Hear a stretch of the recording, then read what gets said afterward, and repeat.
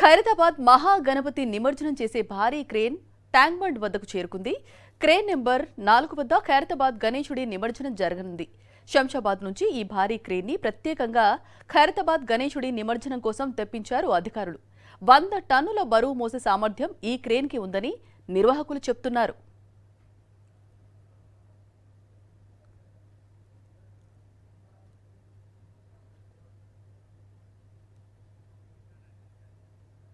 దీనిపై మరింత సమాచారం మా ప్రతినిధి సుష్మిత అందిస్తారు. ఖైరతాబాద్ గణేష్ నిమజ్జనానికి సంబంధించి అన్ని ఏర్పాట్లు కూడా పూర్తవుతున్నాయి. ఇప్పటికే ట్యాంక్ బండ్ వద్ద క్రేన్ నెంబర్ 4ని ఏర్పాటు చేశారు. సో మొత్తంగా మనం చూసుకుంటే ఖైరతాబాద్ గణేష్కు సంబంధించి నిమజ్జనం ఏదైతే చేసే సమయంలో దీన్నే ఉపయోగించనున్నారు. శంషాబాద్ నుంచి ఈ క్రేన్ని తీసుకొచ్చినట్టుగా కూడా తెలుస్తుంది. ప్రతి ఏడాది కూడా ఇదే క్రేన్ని ఇక్కడికి తీసుకొని వస్తారు.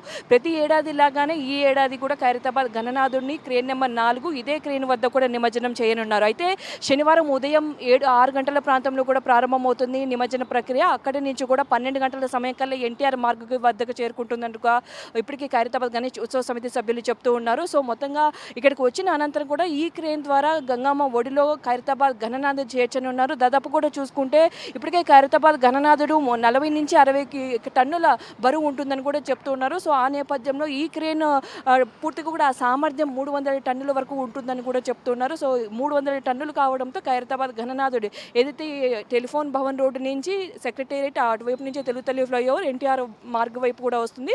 మార్గ్ నుంచి వచ్చిన అనంతరం కూడా ఇక్కడికి చేరుకుంటారు ఖైరతాబాద్ గణనాథుడు. ఇక్కడికి వచ్చిన అనంతరం కూడా ఒక పూజ నిర్వహిస్తారు. పూజ అనంతరం కూడా ఏదైతే వెల్డింగ్ చేశారో ఆ వెల్డింగ్ పనులంతా కూడా దానికి సంబంధించి ఆ వెల్డింగ్తో సహా ఖైరతాబాద్ గణనాథుడిని ఈ క్రేన్ ద్వారా తీసుకొని వచ్చి ఇక్కడ హుస్సేన్ సాగర్లో గంగమ్మ ఒడి చెంతన చేరుతారు. సో మొత్తంగా 12 గంటలలోపు కూడా పూర్తిగా ప్రక్రియ పూర్తవుతుందని కూడా చెప్తూ ఉన్నారు. సో 3 రోజుల క్రితమే క్రేన్ అయితే ఇక్కడికి తీసుకొని వచ్చారు. ఈ క్రేన్ ద్వారానే ప్రతి ఏడాది కూడా ఖైరతాబాద్ గణనాథుడి నిమజ్జన ప్రక్రియ సాగుతుంది. ఎందుకంటే దీనికి స్పెషల్గా కూడా ఖైరతాబాద్ గణనాథుని కోసం ఇక్కడికి తీసుకొని వస్తారు. దీన్ని తీసుకొచ్చిన అనంతరం కూడా ప్రక్రియ పూర్తయిన అనంతరం కూడా దీని నుంచి తీసుకొని మళ్ళీ శంషాబాద్లో ఉంచుతారని కూడా చెప్తున్నారు. స్పెషల్గా ప్రతి ఏడాది కూడా చూసుకుంటే శంషాబాద్ నుంచే ఈ క్రేన్ని తీసుకొని వస్తారు ఖైరతాబాద్ గణనాథుడి కోసం మాత్రమే అని కూడా నిర్వాహకులు అయితే చెప్తున్నారు. అలాగే ఇక్కడ ఏదైతే క్రేన్ని గంగమ్మ ఒడిలో చేర్చుతారో ఇది ఒక క్రేన్ ఉంటుంది. అలాగే ఖైరతాబాద్ గణనాథుడిని అక్కడ లిఫ్ట్ చేసేందుకు మరో క్రేన్ కూడా ఉపయోగిస్తారు. మొత్తం 2 క్రేన్లు ఉపయోగిస్తారు.